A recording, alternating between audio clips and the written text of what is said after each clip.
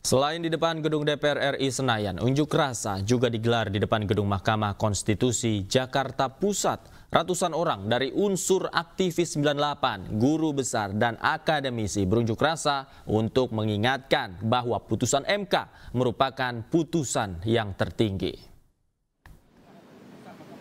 Ratusan orang yang terdiri dari aktivis 98, guru besar dan akademisi berunjuk rasa di depan gedung DPR pagi hingga siang tadi.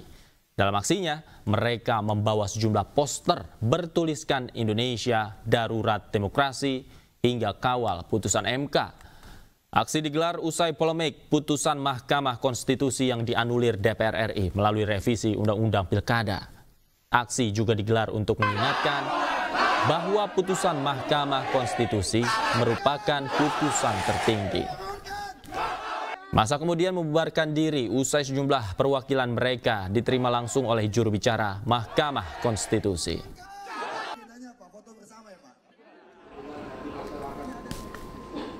Dalam audiensi dengan juru bicara Mahkamah Konstitusi, perwakilan massa menyampaikan sejumlah catatan dan sikap terhadap situasi demokrasi saat ini. Salah satu perwakilan massa yakni sastrawan Gunawan Muhammad bahkan tidak kuasa menahan tangis saat menyampaikan pernyataannya menanggapi situasi bangsa yang terjadi saat ini.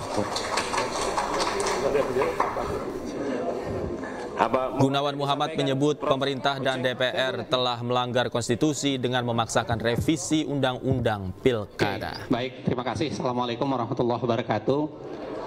Salam sejahtera, Om Swastiastu. Kepada seluruh komponen masyarakat, kepada para mahasiswa, civil society, semuanya, para budayawan, bahkan banyak artis yang terpanggil untuk menyuarakan kebenaran nurani di dalam mengawal demokrasi kita agar tidak dibajak oleh kekuasaan.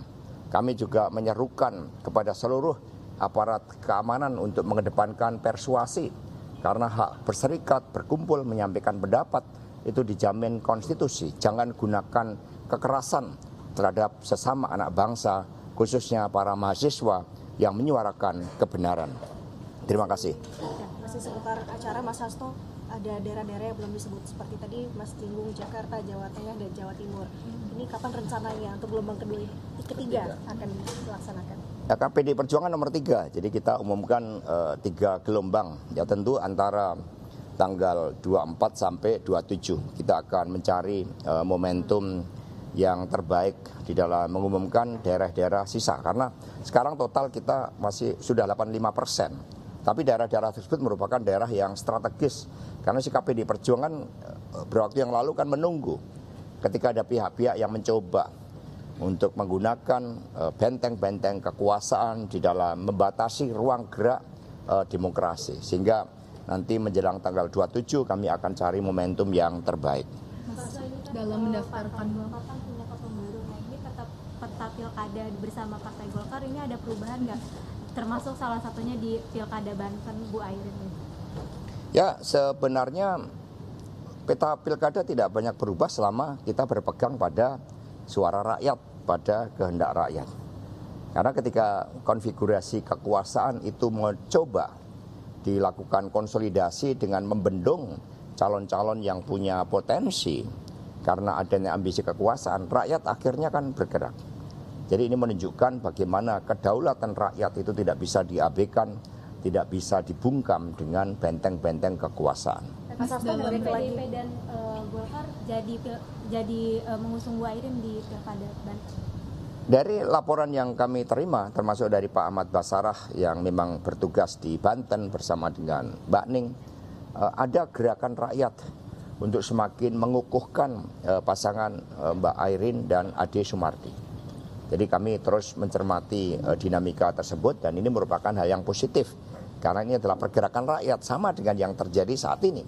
Ketika di Banten apa yang menjadi aspirasi rakyat ini juga mencoba untuk dibendung, maka rakyat akan menyampaikan suara kebenaran. Mas Hasto, baik lagi tadi untuk acara. Tadi dalam pidatonya Bu Mega tuh sempat menyinggung nama Pak Anies, Mas Anies.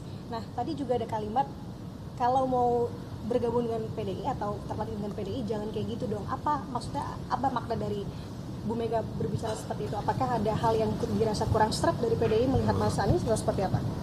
Ya, tadi kan sebenarnya ketika mau masuk, Ibu melihat ada yang menyampaikan aspirasi, kemudian dengan spanduk, padahal sebenarnya datang saja disampaikan baik-baik. Dan siapa yang ingin mendapatkan dukungan dari PDI Perjuangan, tadi Ibu kan sudah menjelaskan visi misi dipersiapkan oleh partai, ada politik tata ruang, ada upaya untuk menjaga kelestarian lingkungan, keberpihakan pada wong cilik, ketaatan terhadap ideologi, terhadap platform partai. Sekiranya syarat-syarat itu nanti bisa dipenuhi, tentu terbuka suatu ruang untuk bekerja sama. Mas, dalam mendaftarkan kandidat ke KPU nanti akan memakai persyaratan versi MK atau versi DPR ya? Ya, tadi kan Ibu Mega sudah mengatakan bahwa keputusan MK nomor 60 dan 70 berdasarkan ketentuan konstitusi kita itu kan sifatnya final and binding. Sehingga PDI Perjuangan taat ya pada perintah itu. Kami akan mendaftarkan berdasarkan keputusan dari MK. Dalil-dalil yang telah ditetapkan oleh MK itu sikap dari PDI Perjuangan sebagaimana tadi ditegaskan oleh Ibu Megawati Soekarno Putri, karena cahaya demokrasi itu makin kuat. Tadi bukan mengatakan bahkan rakyat berbaris menyongsong mataharinya sejarah. Mas Hasto penegasan lagi tadi mengenai Mas Anies, jadi itu bukan perihal ketidaksukaan secara personal begitu ya, tapi dengan tadi yang ada di depan gedung DPP sendiri ya, terkait dengan hal itu berarti penegasan. Ya, Ibu Mega kan tadi mengatakan saya nggak pernah membuli orang, saya tidak pernah menyatakan ketidaksukaan pada orang. Yang dilakukan oleh Ibu Mega adalah menjaga nilai-nilai demokrasi, etika, moral, kekuatan, akar rumput, itu yang didengar oleh Ibu Mega. Mas Hasto Ibu Mega udah ngomong kayak gitu, masih ada kemungkinan untuk usung.